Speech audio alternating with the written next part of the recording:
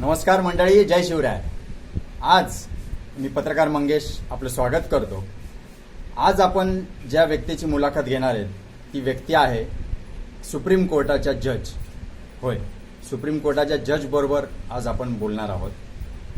राज्य नाट्य स्पर्धा चालू आहे हौशी कलाकारांची। महाराष्ट्र शासनाच्या सांस्कृतिक विभागाने ही स्पर्धा आयोजित केलेली आहे आणि मोक्षदाह या नाटकातलं पात्र सुप्रीम कोर्टाचे जज आहेत। आपण त्यांच्याशी बोलूया। जज मॅम नमस्कार। नमस्कार। काय तुमचं मोक्षदाह नाटकामध्ये काय पात्र होतं? तुम्ही जजची भूमिका पार पाडली, कसा अनुभव होता तुमचा? सर्वप्रथम तुमचा परिचय सांगा। नमस्कार, मी मंगला जाधव, मुंबई महानगरपालिकेतून उपप्रमुख अधिकारी चौकशी म्हणून कार्यरत असून रिटायर झालेली आहे आणि आज मोक्षदाह या नाटकामध्ये सुप्रीम कोर्टाची जज म्हणून अभिनय केला आहे। जज मॅम, कसा अनुभव होता जजची भूमिका पार पाडतानाचा? काय शेअर कराल? खूप छान अनुभव खूप छान अनुभव होता। ॲक्च्युली सुप्रीम कोर्ट हे म्हणजे जो निर्णय देतो तो फायनल निर्णय असतो, पण या नाट्यप्रयोगामध्ये मी जी भूमिका केली की या नाटकामध्ये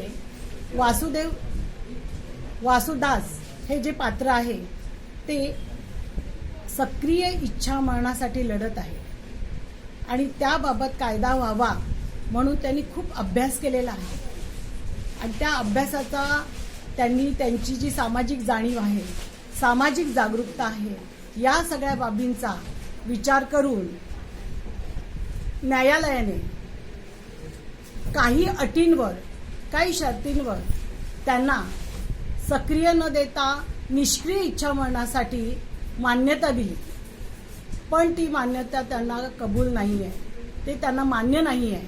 त्यांना सक्रिय इच्छा मरणच हवं आहे आणि त्यासाठी पार्लमेंटमध्ये जर कायदा झाला तर त्या कायद्याच्या अनुषंगाने कोर्टाला काहीतरी निर्णय घेता येईल असं जजना वाटतं आणि त्याबाबत त्यांना कळवलं, तरीही त्यांना ते मान्य नाही आहे आणि हा त्यांचा लढा यापुढेही चालू राहणार आहे। त्यामुळे कोर्टाने त्यांना सांगितलं की वासुदास, तुम्ही आता जाऊ शकता आणि तुमची केस डिसमिस करण्यात येत आहे। तर ह्या होत्या सुप्रीम कोर्टाच्या जज साहेबा। इथून पुढच्या आपल्या अभिनय प्रवासाला, आपल्या हौशी नाट्य प्रवासाला आमच्याकडून खूप खूप शुभेच्छा आणि आमच्याशी संवाद साधला त्याबद्दल मनपूर्वक आभार। धन्यवाद।